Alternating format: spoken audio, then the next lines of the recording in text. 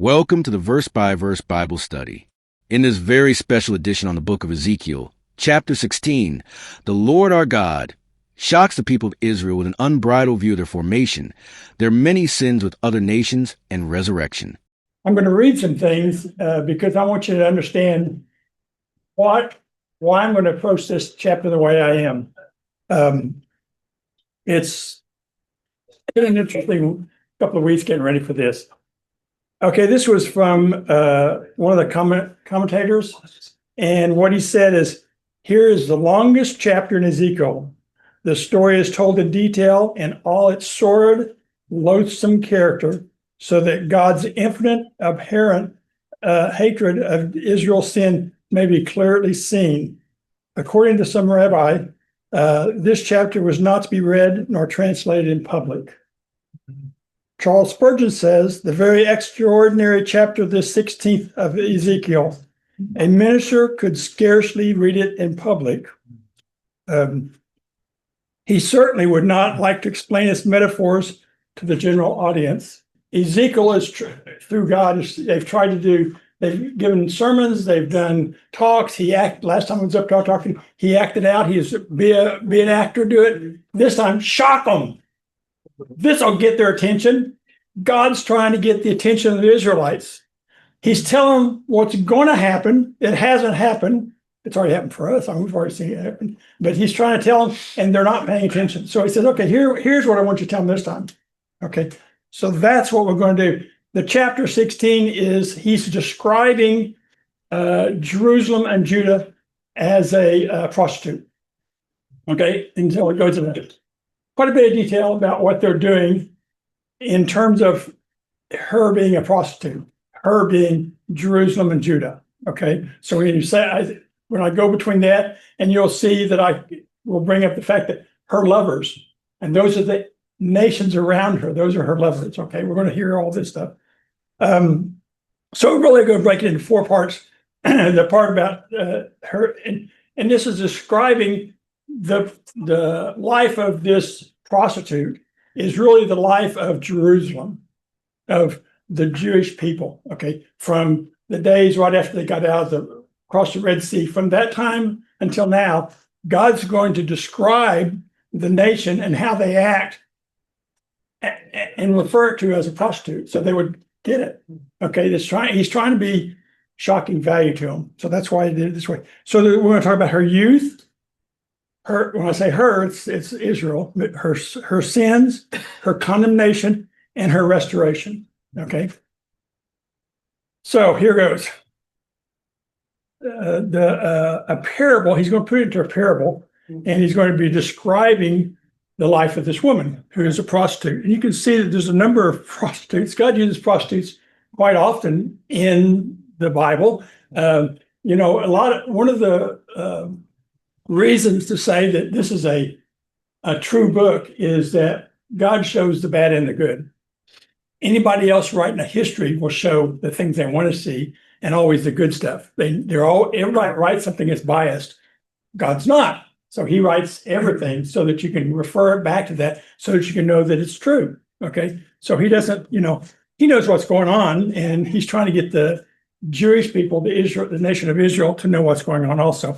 So if somebody would read, I'm going to read it in a little bit larger sections. The first section is verses 1 through 14. If somebody would read that, then we'll go through it. The word of the Lord came to me, Son of man, confront Jerusalem and her detestable practices, and say, this is what the sovereign Lord says to Jerusalem. Your ancestry and birth were in the land of the Canaanites. Your father was an Amorite, and your mother a Hittite. On the day you were born, your cord was not cut, nor were you washed with water to make you clean, nor were you rubbed with salt or wrapped in cloths. No one looked on you with pity or had compassion enough to do any of these things for you. Rather, you were thrown out into an open field, for on the day you were born, you were despised. Then I passed by and saw you kicking about in your blood, and as you lay there in your blood, I said to you, live. I made you grow like a plant in the field. You grew and developed in your puberty. Your breasts were formed and your hair was gone, and you were stark naked. Later I passed by, and when I looked at you and saw you were old enough for love, I spread the corner of my garment over you and covered your naked body. I gave you my solemn oath and entered into a covenant with you, declares the sovereign Lord, and you became mine. I bathed you with water and washed the blood from you and put ointment on you. I clothed you with an embroidered dress, put sandals of fine leather on you. I dressed you in fine linen and covered you with costly garments. I adorned you with jewelry. I put bracelets on your arms and a necklace around your neck, and I put a ring on your nose, earrings on your ears, and a beautiful crown on your head. So you were adorned with gold and silver. Your clothes were of fine linen and costly fabric, and your food was honey, olive oil, and the finest flour.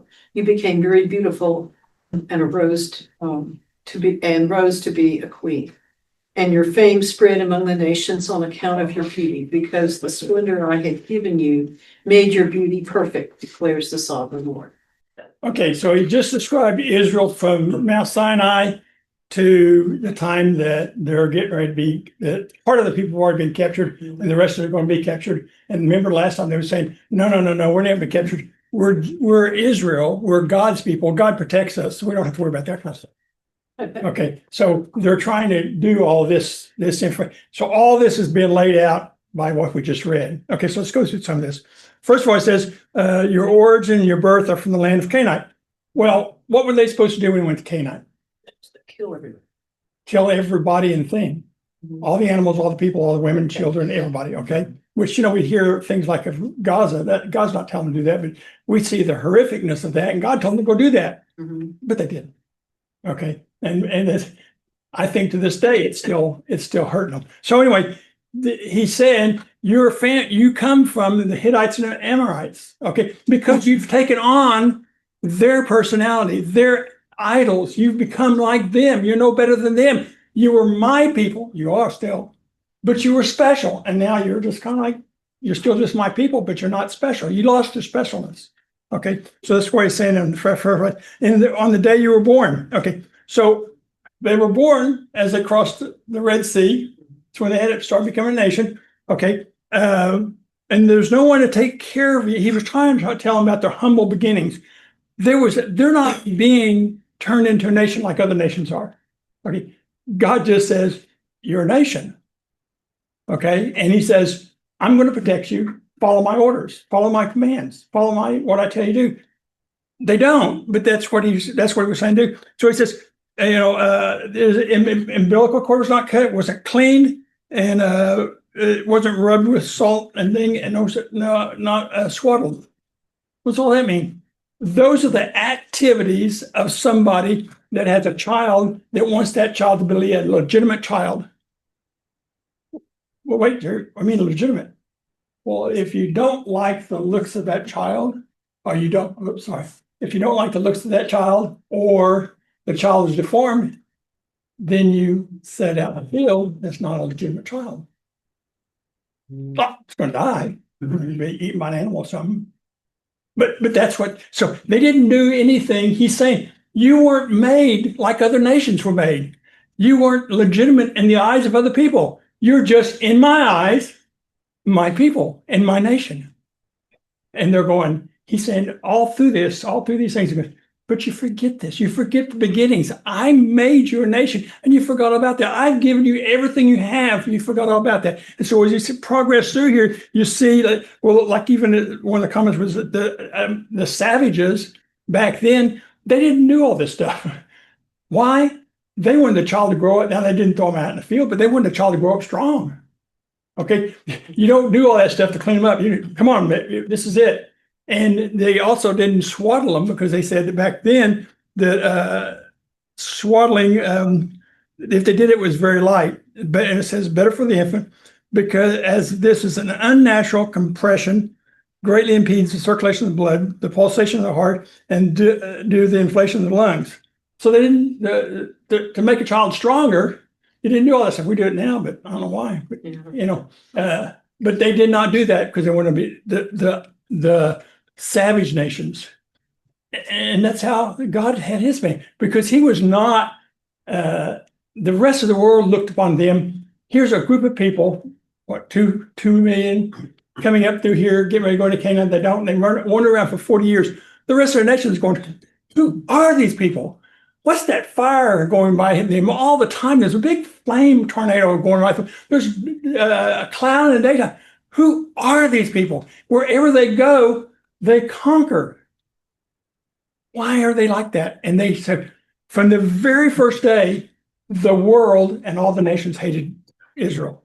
But not from day later. As soon as they saw that fire and saw that stuff going on, they hated them. They had Israel derangement syndrome, if you will. They didn't even know why, but they knew that they were different than we are. They have a God we don't have, and so we hate him, or them too. We hate everything about them. Oh, And they still do. thank you. My next line. Yeah. And they still do. Very, very true. They still do, and it still shows up. And it says no one took pity on them. And we talked about throwing them out, and they throw them out. What they did is they put them out in the field, and the animals would eat them. That's how people treated. That's how I guess the Israelites. He's trying to explain to them what they did. Why he's getting ready to tell them why, as you grew up, why you're getting punished here. Okay, so he also said in verse 6 says, "I said to you while you were in your blood, live." Well, wait a second. What he's saying there is you were a small infant squirming around in your own blood trying to get out of this mess. And I just said, everybody else has died. Then all the other nations don't want you to stand die. And I said, live. God says, I said, live, because I will take care of you. Don't worry about those other nations. Don't ever, well, later on we'll talk about this too, but don't ever put your trust in another nation. I, your God, is who you put your trust in only. We see that even now. Then it says you grew up. Now in this it says with the passage of age of innocence and the arrival of sexual maturity, nakedness assumes a moral overtone, whereas earlier nakedness was made by the child was vulnerable to elements and marauding animals, all that kind of stuff. Now this emerging prostitute is person he's talking about. She is now exposed to different dangers. Okay, she's going to start. It used to be survival. Now it's how am I going to act? What's going to be my way of acting? Okay, and she's turning into the prostitute. Israel is turning into a spiritual prostitute because they're getting away from God. They're going to idols. They're bringing all these other nations in, which we'll find out are her lovers. They're bringing all these in so that they will have everybody hates them. They're trying to get them not to hate them, and these prostitutes can help that situation. And it says, "You were naked and bare." That was they were not. They become so self-sufficient in their mind that they forgot. It didn't need God. They said, "We don't need God. We've got enough people that we've got enough soldiers. We can get in there. We can do that. We're okay." And they're forgetting how they got there. Okay, there's where the Amorites and the Hittites doing it. There's where they didn't cut the umbilical cord. Okay, and then here, just lay that little baby out in the field. We don't want that baby. Then he says, "I spread my skirt over you and covered your nakedness." What's that? It's God's protection. Well, it's her husband. Oh, yeah. Which is God. Okay. This is his family. This is his marriage bride. Israelites is his bride. She's growing up. They say skirt is his garment that goes around to protect her. That's a sign that says, you're mine. I have a covenant marriage with you now. That's what he's saying here. He's got a covenant marriage relationship with them. It says you were bare and naked, but the implication of that really on the non-spiritual side was that she was without wealth and without the benefits of culture and civilization as the rest of the world saw her. She's just a rude bunch of people coming through conquering. So we don't like her. Okay, but he's going to protect her. He tells them that. And that was this picture. It's kind of hard to see, but she was that whole thing about her in her own blood and everything else. And that's the Hebrew for that statement, that verse. Then the next one is so he's marrying. It's kind of an interesting picture. You ate flour, honey, oil, exceedingly beautiful, and advanced to royalty. Well, that Israel became famous among the nation, and it was all because God's splendor that He had bestowed upon them. Not for what they did. Okay, not for what they did. What he's saying is, it says, I'll read this one. It says, during the reign of King David and during Solomon's early years, Jerusalem was indeed a queenly city, and Israel a prosperous kingdom. As long as Israel, Jehovah's wife, obeyed his word and kept his covenant, he blessed her, Israel, abundantly. He gave her healthy children, fruitful flocks and herds, abundant harvest, protection from disease, and disaster and invasions. So that gets us through her youth period. Now we're going to go into her sins. Okay, this is the sins of the prostitute, but also it's really the sins of Israel. Somebody read 15 through 34. But you trusted in your beauty and used your fame to become a prostitute. You lavished your favors on anyone who passed by, and your beauty became his. You took some of your garments to make gaudy high places where you carried on your prostitution. You went to him, and he possessed your beauty. You also took the fine jewelry I gave you, the jewelry made of my gold and silver, and you made for yourself male idols and engaged in prostitution with them. And you took your embroidered clothes to put on them, and you offered my oil and incense before them. Also, the food I provided for you, the flour, olive oil, and honey I gave you to eat, you offered as fragrant incense before them. That's what happened, declares the sovereign Lord. And you took your sons and daughters, whom you bore to me, and sacrificed them as food to the idols. Was your prostitution not enough? You slaughtered my children and sacrificed them to the idols. In all your detestable practices and your prostitution, you did not remember the days of your youth, when you were naked and bare, kicking about in your blood. Woe, woe to you, declares the sovereign Lord. In addition to all your other wickedness, you built a mound for yourself and made a lofty shrine in every public square. At every street corner, you built your lofty shrines and degraded your beauty, spreading your legs with increasing promiscuity to anyone who passed by. You engaged in prostitutions with the Egyptians, your neighbors with large genitals, and aroused my anger with your increasing promiscuity. So I stretched out my hand against you and reduced your territory. I gave you over to the greed of your enemies, the daughters of the Philistines, who were shocked by your lewd conduct. You engaged in prostitution with the Assyrians too, because you were insatiable, and even after that you were still not satisfied. Then you increased your promiscuity to include Babylonia, a land of merchants, but even with this you were not satisfied. I am filled with fury against you, declares the sovereign Lord, when you do all these things, acting like a brazen prostitute. When you built your mounds at every street corner and made your lofty shrines in every public square, you were unlike a prostitute because you scorned payment. You adulterous wife, you prefer strangers to your own husband.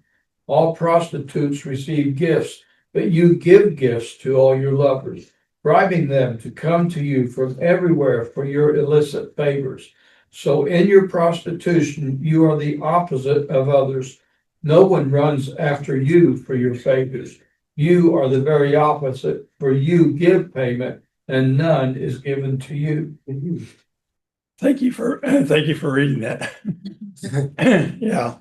So in verse 15, it says, they played the harlot because of your fame. God gave Israel a place of status and royalty among the nations. He orchestrated that. They didn't just all of a sudden gain that. They had David and Solomon, and there's a lot of things that happened that he's talking about here throughout this time. God gave them their riches. Okay. All that they had, the ability to build the temple, the ability to have all the feasts they had and everything else. That was God given. He didn't earn it, deserve it, or even work for it that much. I mean, it was God given all those things. And then one of the commentators along that same says they use the word harlot like 21 times in various versions, and the whole thing says this kind of explains this as an unrestrained nymphomaniacal adventures with her lovers. There was gotta get more lovers. I gotta get more people on my side because the people hated them. Okay, so rather than have killed them, now they're going to bring them in. Well, really, what they're bringing in is their gods, which is the same as bringing the people in because that's who they are. The other people had gods, little gods. They had God, and they wanted the little ones. So they had a place of stature among all the other nations. It says, one of the commentators says, a Christian reader may not surprisingly feel nauseated at the indelicate realism of Ezekiel's language, but Ezekiel meant it that way. He was telling of ugly sins and made the parable fit the facts. So he's trying to shock them, let them know what they're really doing. And it says in verse 16, made yourself high places of various colors. On the hills, they built tents, and they had flags and things around. And that's where they had feasting, fornication, idolatry, and child sacrifice. And so I've got the picture. We've talked about Molech before. They burn the kids alive. Like I said, we're much more civilized. We do it in the womb so they can't scream at you, but they let them scream. We'll see that when they did that, in verse 21, it talks about you slaughtered my children. It was saying, and they did it to the beat of drum so you wouldn't hear all of it. So that's kind of cool. And it says, even Solomon, the wisest man to ever live, sanctioned the worship of Moloch and built temples to him. Solomon. And then it says, the northern tribes worship Moloch, leading to their Assyrian captivity. That was one of their sins, was they worship him. And then King Manasseh of Judah, one of the good guys, he gave his son up to Moloch. So he had his own son burned up. So these were terrible times. I mean, who knows what the rest of the world's doing? The Bible is talking about his people, and the ancillary thing is going on to it. If this was the godly people, I can't even imagine. Look back on our history. It just blows me away. And it says, you did this because you didn't remember the days of your youth. You forgot about the Red Sea crossing, Mount Sinai, the tent, the temple, the fire, the smoke, and the 40 years in the desert. You forgot about all that stuff. Who took care of you then? It was me, God. You've forgotten that stuff. And so because of that, you wander off and do all these other things. Yeah, and in that, they're looking for fulfillment. Yes. But, think about the promiscuity that he talks about. And then what is the outcome of that? Well, you're going to have more babies. And then what do? You compound the sin by sacrificing the babies. And because the satisfaction you're looking for, you're never going to find in that promiscuity. That kind of satisfaction can only come from God. Yeah. Well, I probably said this story before. Once I was up at the farm, and we have a white pickup truck of the farm truck, and the dirt's kind of red up there. And whenever you take it right out, thing's nearly red. And Judy likes it to be clean. So my granddaughter Emma and I got out there and cleaned it. It took about 4 hours. Man, we got that thing shining. And I said, now what do you think, Emma? And she says, I'm satisfied. And she was. We will not be totally satisfied until we're in heaven. Because then you'll be able to see what's going on. You'll be able to, God can explain it to you. You can read the Bible and you go, oh yeah, why didn't I think of that? He's going to be able to tell you all this stuff. So you're right. You're just not satisfied. You want to find something to do that with. And he said, spread your legs. He's really just saying, bring on more lovers. That's what he's trying to say. Jerry, quick marriage tip on the truck. We want it to be clean. Yes. Just a thought there. Yeah, I know. It's her. So, and it says she played harlot with the Egyptians. The current peace accord is being implemented by who? Egypt. Big part by Egypt. Egypt, Qatar. Yeah. All God said, don't deal with them. Don't deal with other people. Don't make contracts. Yeah. Don't make, and they're doing it. They're still doing it. But they're not reading it. But that's what has to happen for the end of times to Yeah. Exactly. come, because that Well- eventual Yeah. agreement and peace treaty, the big one, Yeah. where the temple is rebuilt, cannot happen without. Sure. That. Sure. Yeah. And the all of, he's talking about, if you want to talk about restoration here in a minute, everything is going to be solved and shown to the Israelites during the millennium, those that survived to that point. Okay. Because they will be miraculously healed and accept Christ in the last 3 days of the tribulation. Then they will all have that when they walk through the millennium, they will be able to see, oh, here's where that's solved. Here's where that takes place. Here's where that command is fulfilled. Here's where I'm going to fulfill everything. Personally, I have enough to say, you did all that back then and you fulfilled it. I believe you'll fulfill the rest of it. I'm just saying. He says in 27, it diminished their rations. God gave their enemies territory and delivered those up to the Philistines around them. And it says the daughters of the Philistines were ashamed of your lewd conduct. So even their enemies were going, these guys are terrible. Okay. And they're God's people. And they're saying they were blessed. It says one of them says the enemies blushed at what they were doing. Okay. You multiplied your harlotry to the your verse comes out very good to Babylon, which is the merchants in the Chaldea. And then it was kind of interesting because it says you didn't act like other harlots. They get paid. They have a guy working for them. They get paid, and then you get paid, and then that's how it works. And he says, "You're so stupid. You're paying them, so you're not even like a regular harlot. You're never going to be like the rest of the world. Get with it, guys. You're not going to be like the rest of the world. Quit trying to be like the rest of the world. Even the harlot part of them couldn't be like the rest of the world. They can't get anything right. They can't get it right." Then it says, you made yourself at every high place. When they did that, that really is the brothels that they were forming on top of all that. Well, it says in every place, down the street corners everywhere. So everybody was doing what? Idol worship. That is the spiritual sin that they were doing. That's why they're being called a prostitute, because they're doing this idol worshiping. They're trying to hide it, but they say it's everywhere. It's on every street corner. It's everywhere. It's in the hills. It's on the ground. It's everywhere. Okay, that's what he's saying. And you multiply, because the more you keep going out and trying to bring in more lovers, so you keep multiplying your sin and degradation of things.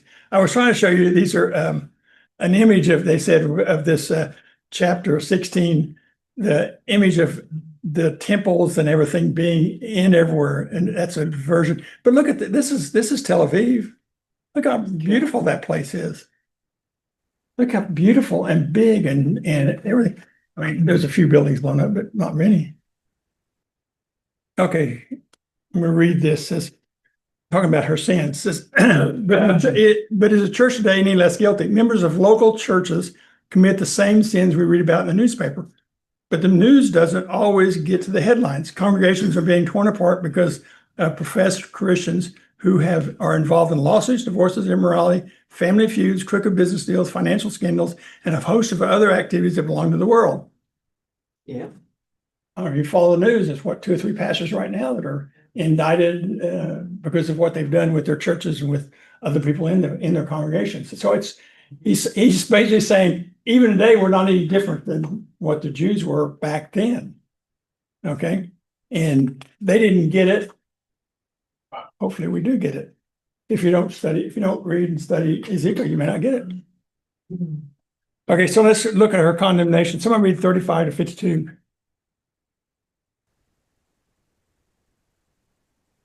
And prostitute, hear the word of the Lord. This is what the sovereign Lord says.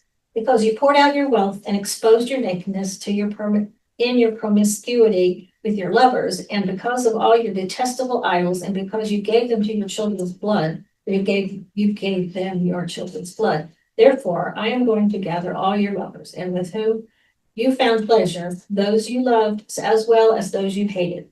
I will gather them against you from all around, and will strip you in front of them, and they will all see your nakedness. I will sentence you to the punishment of women who commit adultery and who shed blood. I will bring upon you the blood vengeance of my wrath and jealous anger. Then I will hand you over to your lovers, and they will tear down your mounds and destroy your lofty shrines. They will strip you of your clothes, take your fine jewelry, leave you naked and bare. They will bring a mob against you. They will split you in half to pieces with their swords. They will burn down your houses and inflict punishment on you in the sight of many women. I will put a stop to your prostitution. You will no longer pay your lovers. Then my wrath against you will subside, and my jealous anger will turn away from you. I will be calm and no longer angry, because you did not remember the days of your youth, but enraged me with all these things. I will surely bring down on your head what you have done, declares the sovereign Lord. Did you not add lewdness to all your other detestable practices? Everyone who quotes Proverbs will quote this proverb about you, like mother, like daughter. You are a true daughter of your mother, who despised her husband and her children. You are a true sister of your sisters, who despise their husbands and their children. Your mother was a Hittite and your father an Amorite. Your older sister was Samaria, who lived in the north of you with her daughters, and your younger sister, who lived in the south of you with her daughters, was Sodom. You not only walked in their ways and copied their detestable practices, but in all your ways you soon became more depraved than they. As surely as I live, declares the Lord, sovereign Lord, your sister Sodom and her daughters never did what you and your daughters have done. Now this was the sin of your sister Sodom. She and her daughters were arrogant, overfed, and unconcerned. They did not help the poor as you do. They were haughty and did detestable things before me. Therefore, I did away with them, as you have seen. Samaria did not commit half the sins you did. You have done more detestable things than they, and have made your sisters seem righteous by all these things you have done. Bear your disgrace, for you have furnished some justification for your sisters, because your sins were more vile than theirs. They appear more righteous than you. So then, be ashamed and bear your disgrace, for you have made your sisters appear righteous. Wow. So he starts out. Yeah, it is harsh. He starts out in 35, says, therefore, O harlot. He's calling his children not even a noble name. He just said, you're a harlot. And that's how he calls them now. You're not my people. You're a harlot. Okay. I don't even want to call you a good name. I shall gather your lovers, which are the other nations. God promised to humble, even humiliate Israel before pagan neighbors. Remember, they had this special, well, they had a special bond, but they also had a special, they felt themselves better because they knew they had the one true God. Okay.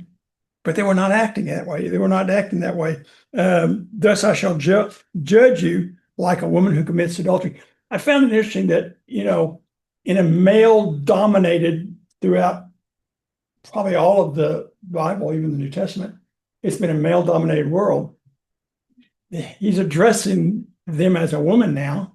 There's a lot of women that have made things happen that made the whole history of the world be okay because women are so involved. And he's bringing that up now. He says, I'll judge you like a woman. Okay. Because they're women, he already knows, and we should know also, they're co-heirs. So they're not like the men and the guys, they're co-heirs. And I'll give your hands to your lovers. The neighboring nations and their gods will conquer and humiliate them. Shall strip you. That's interesting because if you strip a man, that's one thing. You strip a woman, that's a different whole thing. Even back then, Okay, it's a different thing. And it says in verse 40, it says, I will incite a crowd against you. Click. I did it. Oh, those are the nations today that are against Israel. Is that all? There's only 187 to 200 some. Okay. Yeah. And in the United Nations, I think right now they're trying to condemn Israel for not allowing it to be Palestine to become Gaza to become a Palestine state, and everybody is against them. Oh, I didn't know the United States was against it. I know. I saw that down at the bottom there. They're not. Well, I say they're not. Depends on who you Yeah, ask. I think it depends on who you ask. I mean, look at all the riots for the Hamas people here. I mean, we as a nation are officially not, but within our population, Yeah, they're all the against. illegals that came over and populated us and now trying to drive their policy and their thinking into us. Yeah, so maybe not, but it's a fight.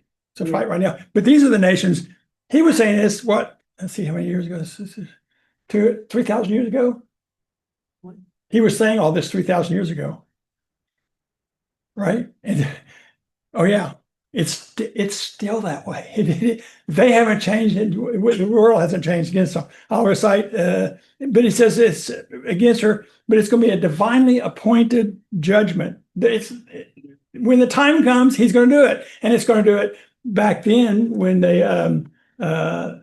captured all the Jews and destroyed Jerusalem during the time of Ezekiel. And then again in 70 AD, I think, when they destroy Jerusalem again. And then when they get to the Ezekiel 38, 39, where they're going to try but fail. And then, it's on and on and on.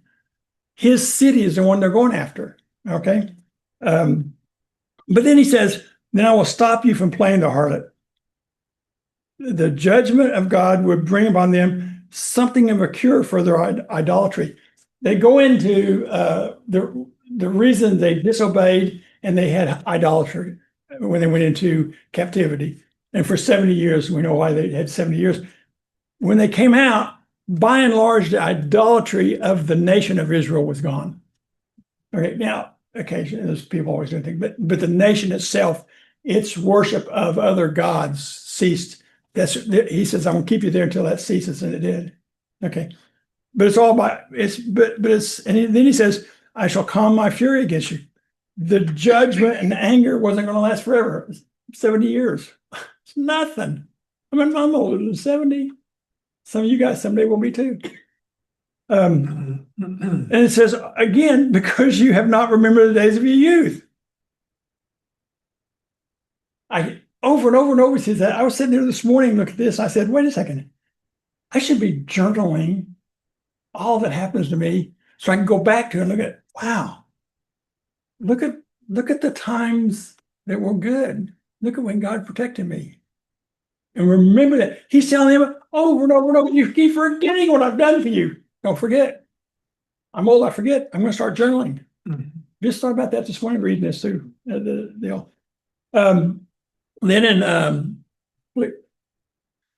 in this things that in like verse 44 says, like mother, like daughter. Remember, the father was Amorite and the mother was a Hittite. They were terrible people. Oh, you just like them. Okay. He says, and spiritually speaking, God was a covenant husband of Israel, who was a perfect husband. This bad marriage that he was having was entirely the responsibility of one party, not both. He wasn't giving up on them. All these terrible things, like in Hosea, all the terrible things their wives are doing in front of them, in front of the world. And he goes, you're still mine. Incomprehensible. Then he goes and says, oh, your older sister is Samaria. When they say older, they might have mentioned it bigger place. That was a capital of the long conquered northern kingdom of Israel. They'd been conquered 130 years before that.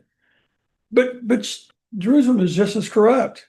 Your younger sister, Sodom, and it was bad enough to be identified with Samaria, but Jerusalem's state was far worse than that. She was like Sodom. And back then they wouldn't even, it says, as if this were too little, you acted more corruptly. Jerusalem and Judah was more corrupt. Now, they were more corrupt, had more time to be corrupt in the northern kingdom. So then in 48, he says, as I live, he's making a vow. He repeated their actions. Then he says, okay, behold, this is the guilt of your sister Sodom. What were her sins? Arrogance. What was the first thing? Sodom was kind of a city that the citizens took great pride in. Okay, you're arrogant. You had abundant food. Everything you had, it was well watered. The land was abundant in things. These are the things that weren't necessarily that, but they led to your sins, if you will. So because you were arrogant, because you had abundant food, my version, I like to also say, was careless ease. What is careless ease? Things are so good, you're not worried about the food today. You just go down and buy some here, go pick it up there, go out to eat here, do this, do that, watch this movie, do that movie, take a trip, go on a cruise, do whatever you want to do. Yeah, no big deal. I got money. Times are good. Sounds like today. Gee, bring that up, man. Yeah. And then, so careless ease, she did not help the poor or the needy. I'll jump on, sounds like today, here's a Keelonism. Think of the lifestyles lived in that part of the world right now, Qatar, Dubai. You ever seen pictures of that place? Oh, it's incredible. Yeah. Yeah. And they always show these beautiful women, all the stuff that's going on. You know, it's where the guys that were leading the protection of Hamas, they were in Qatar in a hotel. They didn't want to get hurt. You know, so they're over here. This is what's going on in those places. It was kind of interesting. And I don't know if that's a picture, that was a photograph, but not really. But Samaria was a beautiful place. And remember, what was the thing about Samaria? You know what? Where the Samaritans were. Yeah, but what's this? When you walk up there, you wouldn't even walk through Samaria. You'd walk around it. Walk around it. Yeah. Because those people didn't have the temple and they didn't worship God in the temple. They were up on high mountains and all this other stuff. So they're terrible people. So go around them. This is Samaria. It was the capital of the northern kingdom at one point. Didn't you say they're only doing half? Oh yeah, they're only half as bad as the Jews, and the Jews are saying they're bad. The Jews he's trying to say, you got it mixed up, guys. We got to turn this around. The Jews had more time, 130 years longer, to indulge in sin. That's why he's saying that. They had more time to do all that stuff in Jerusalem. Okay. And then her restoration. Somebody read the last 53 to 63. I think we'll finish. When I bring back their captives, the captives of Sodom and her daughters, and the captives of Samaria and her daughters, then I will also bring back the captives of your captivity among them, that you may bear your own shame and be disgraced about all that you did when you suffered them. When your sisters Sodom and her daughters return to their former state, and Samaria and her daughters return to their former state, then you and your daughters will return to your former state. For your sister Sodom was not a byword in your mouth in the days of your pride. Before your wickedness was uncovered, it was like the time of the reproach of the daughters of Syria and all those around her, and of the daughters of the Philistines, who despised you everywhere. You have paid for your lewdness and abominations, says the Lord. For thus says the Lord God, I will deal with you as you have done, who despise the oath by breaking the covenant. Nevertheless, I will remember my covenant with you in the days of your youth, and I will establish an everlasting covenant with you. Then you will remember your ways and be ashamed when you receive your older and your younger sisters, for I will give them to you for daughters, but not because of my covenant with you, and I will establish my covenant with you. Then you shall know that I am the Lord, that you may be remembered and be ashamed, and never open your mouth anymore because of your shame, when I provide you an atonement for all you have done, said the Lord God. Yeah. 53, it says, I will restore their captivity. Okay, well, we know Jerusalem gets rebuilt, and we know it gets destroyed and gets rebuilt, and then gets brand new during the millennium, after the millennium period, the new earth, new heaven and new earth. So it gets rebuilt. But the thing that was kind of a shocker to me, and I think it was a shocker to all the commentaries also, he's going to restore and bring back the captives of Sodom and Samaria. Have you ever heard that before? It's true. He said it right here. He's going to do it. I don't know how or when, but and the reason he's going to do it, and it says, and their daughters. Well, when he's talking about daughters, that's all the little villages and towns around it. Okay. When he says daughters in terms of this, that's what that is. But he says he's doing it. Part of the reason God promised to restore the captivity of Sodom and Samaria was to humble Jerusalem and Judah. Look how bad they are. I did that, but you're so much worse. And I'm going to restore you back to who you were before. Okay. He says, I'm not going to forget my covenant with you. I'm going to restore you. Sure. And then you will remember it says you'll remember your ways and be ashamed. The last 3 days of the tribulation is when God will supernaturally, on the day before the third day ending, will supernaturally take all the Israelites that are alive, all the Jews, and give them the supernatural ability to have the grace, and to give them a grace, give them so they can understand and accept the faith, to accept Jesus. And then last day they'll accept Jesus, and then he comes back. The second coming happens right then. So he's saying during that 2 days, the third and the second day, they're going to be ashamed. They're going, oh, because now all of a sudden they realize Jesus is Lord.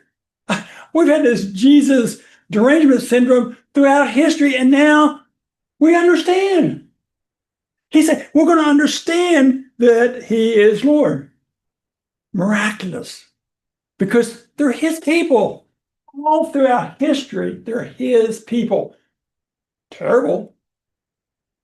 I don't know, he switched over from them to the church for a while and told us to do the same thing. Go tell everybody about me. Has everybody heard? Has everybody been discipled? Has everybody been talked to? I mean, are we any better? I'm not saying he's going to do the same thing to us, because everything that happens in the Bible or in the world outside of this line, this thread that we keep pulling through, is ancillary to this process he has of bringing the people to understand. So I don't know if this is true, but I think that probably during the millennium, we're going to speak Hebrew. It's going to be a Hebrew nation worldwide.